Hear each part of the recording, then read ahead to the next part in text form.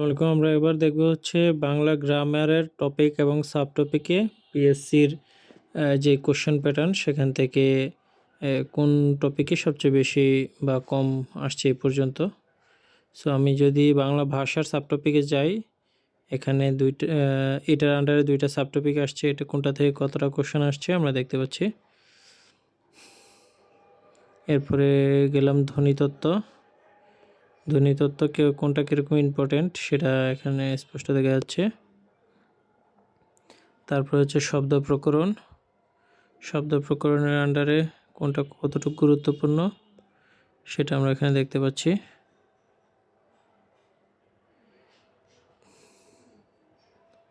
তারপর হচ্ছে পদ প্রকরণ। পদ প্রকরণের অ্যানালাইসিস দেখতে পাচ্ছি।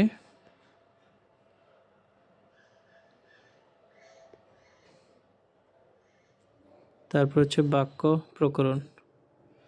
বাক্য প্রকরণ থেকে কোনটা থেকে কতটা কোশ্চেন আসছে, কোনটা কত গুরুত্বপূর্ণ সেটা ইজিলি বোঝা যাচ্ছে এখান থেকে।